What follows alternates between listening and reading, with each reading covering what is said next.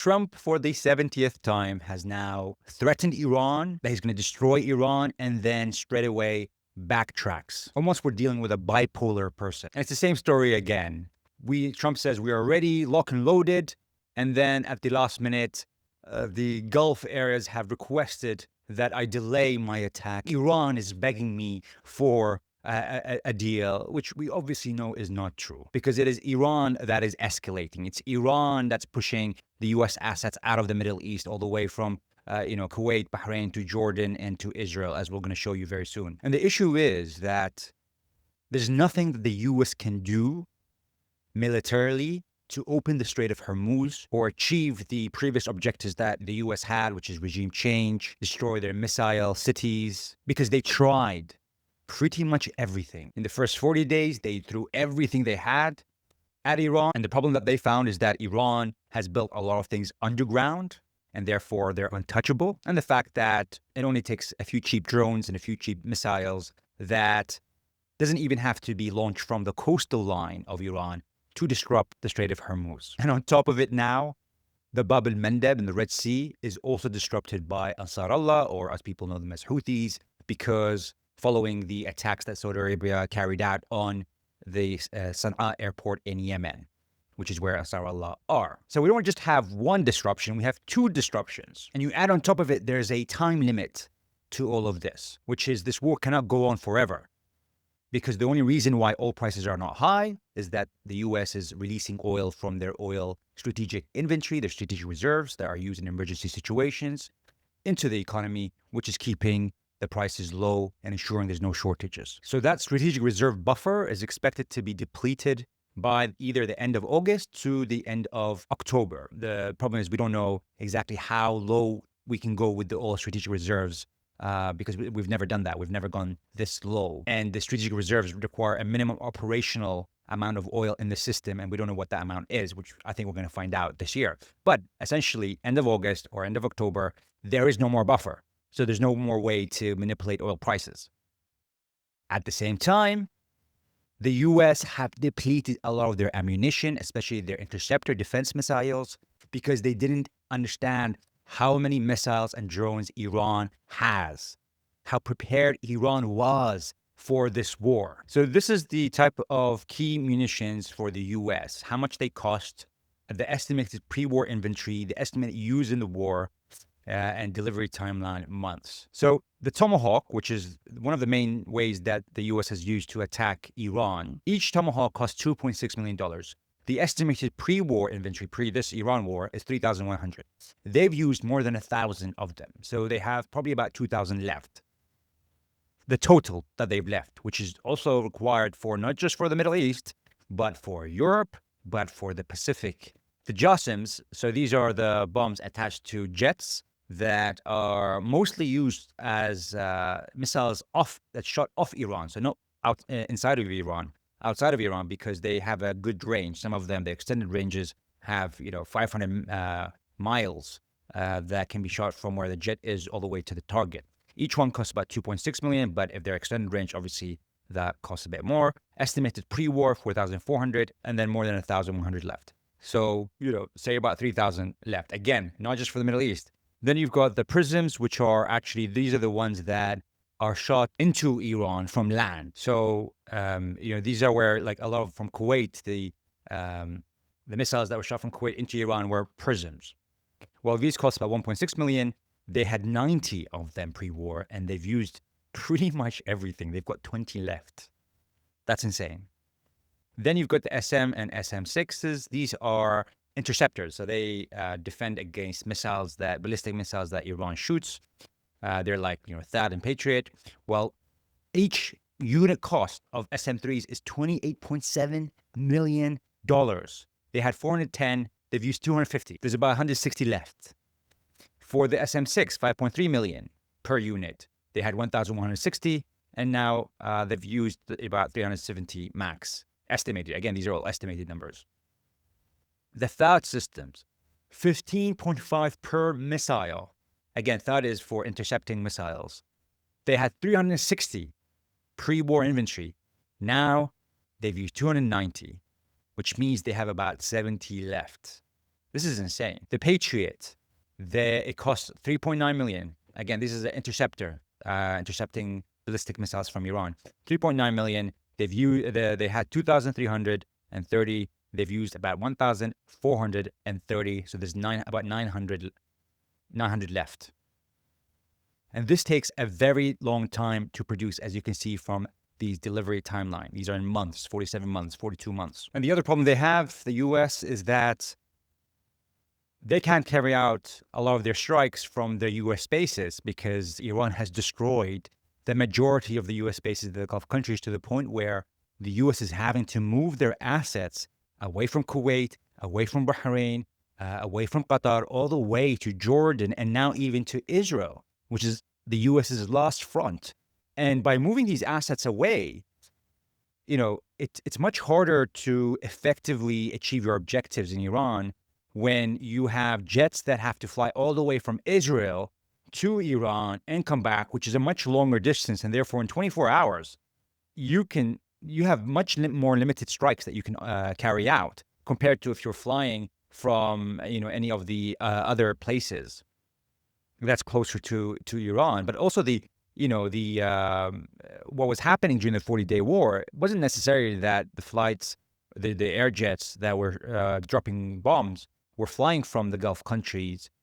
All of them were flying from Israel. A lot of them were flying from Jordan and from the aircraft carriers in the ocean. But the fuel tankers in the air that fuel the jets that were flying and carrying out these long distances were flying from the Gulf countries. And if they can't operate that anymore from the Gulf countries, if they can't, fly these AWACS airplanes, which are kind of airplanes that act like surveillance in the sky, that can detect friendly enemy fire that's coming all around you.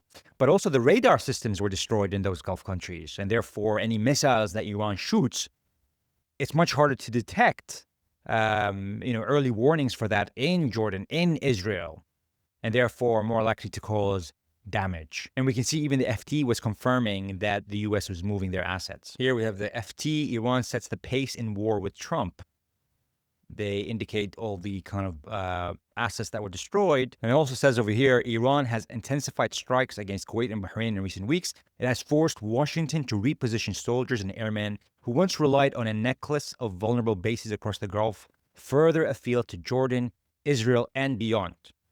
And there has been even anger and frustration in Jordan, a stalwart American partner under heavy fire in recent weeks, where hundreds of activists and public figures, Jordanians, signed an open letter to the government demanding an American withdrawal. Here, the Muwafaq Salti Air Base in Jordan hosts 4,000 US troops. And we know also the damage that was done because we know that Iran makes these statements of what they've hit, and then we can see it in satellite images, the damage that they said they did. And then there was proof that those actually occurred when they said they were occurred.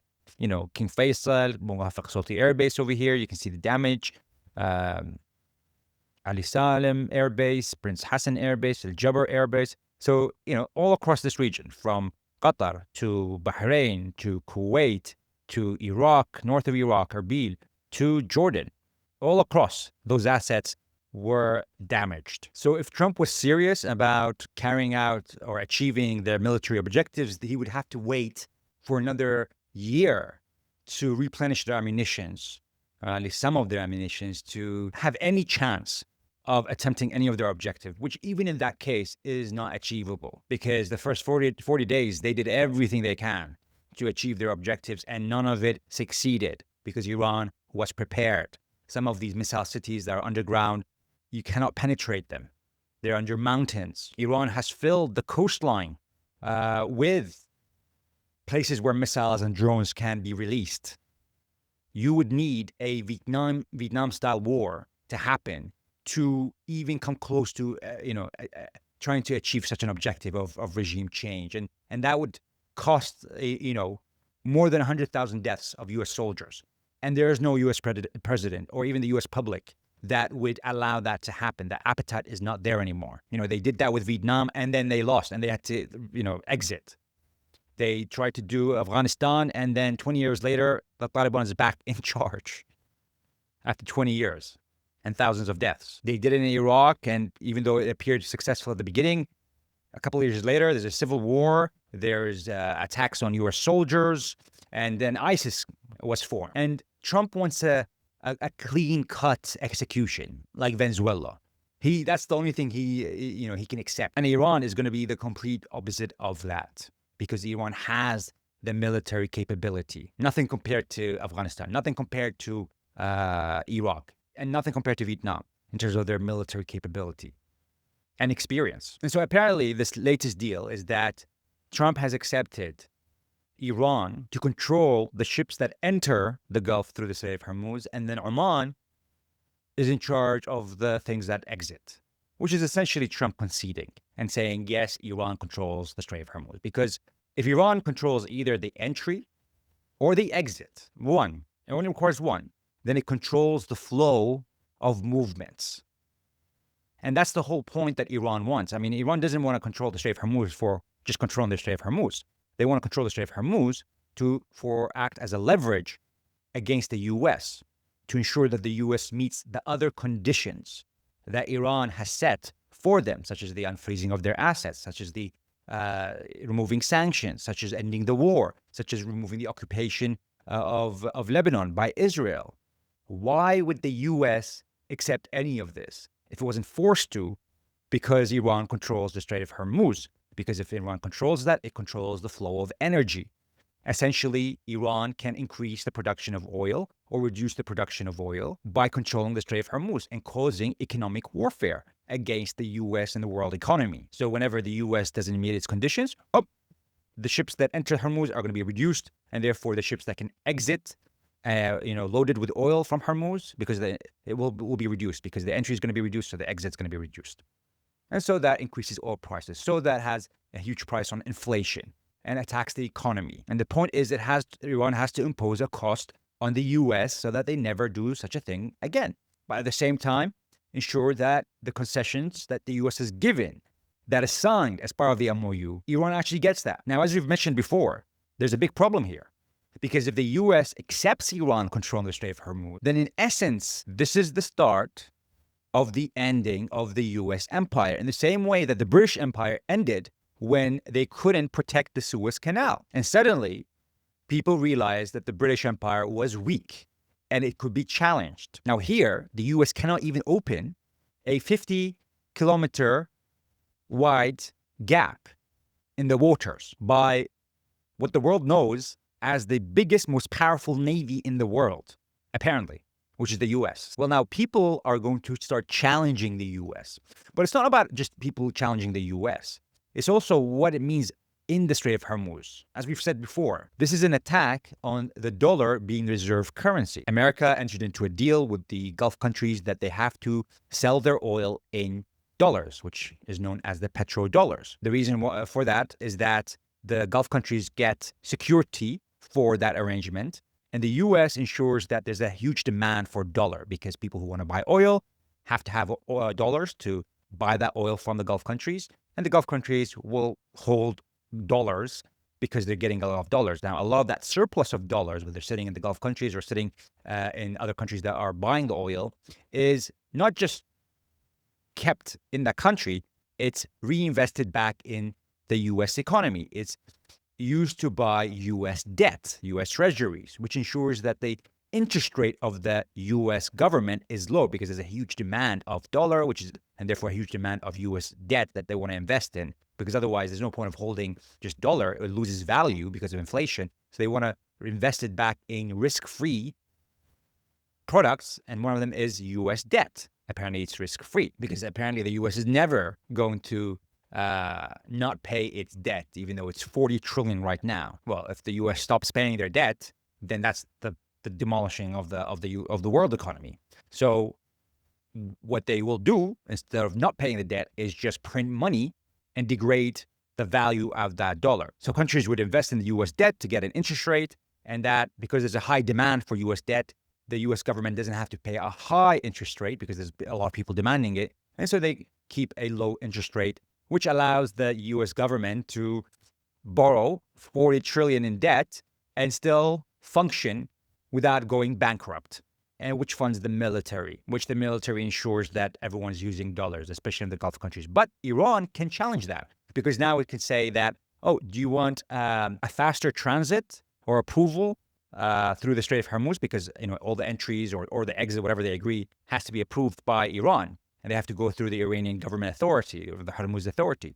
Well, if you want a faster approval, you have to confirm that the cargo has been bought not by dollar, but maybe by Chinese yuan. That will ensure that you go faster. And so that means more people are going to buy oil, not in dollar, but in Chinese yuan to ensure that their products leave faster, especially when there's an oil crisis, an oil shock where there isn't enough oil. People want to get their oil as quickly as possible. And so if by Iran controlling that, it can ensure that people use less dollar. And so less people hold dollar. And so it stops, it starts that process of removing the dollar as the reserve currency, where you have to sell the oil through dollar, especially when the security guarantees of the U.S.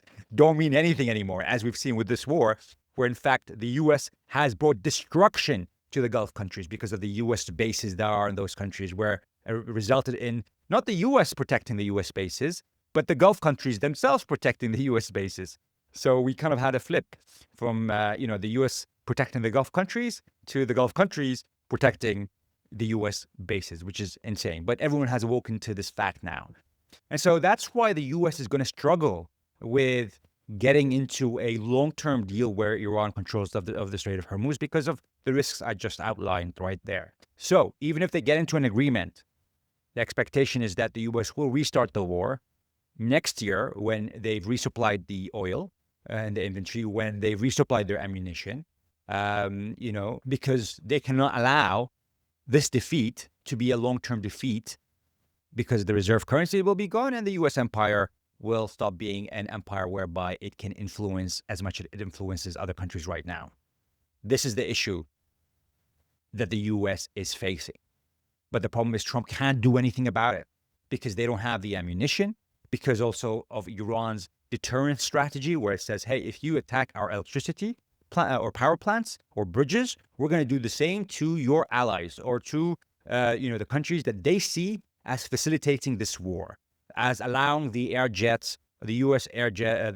jets to fly through their airspace or where the U.S. bases are operating. And so they're going to do the same to the Gulf countries, which would cause, or if the U.S. hits the oil infrastructure in Iran, well, Iran's going to hit the oil infrastructure in those countries. And that has acted as a deterrent so far and worked actually very well for Iran, because the U.S. has stopped itself and has stopped Israel from doing that. Israel did that with the gas facilities in Iran, and Iran retaliated with Qatar straight away, attacking the gas facilities. And after that, the U.S. stopped Israel from doing it because they realized this is the fastest way to Armageddon, where it's the whole destruction of the world economy. If all the oil facilities in the Gulf countries are destroyed, then that will bring down the U.S., not just the U.S. economy, the world economy. It won't be a recession. It will be depression like we've never seen before.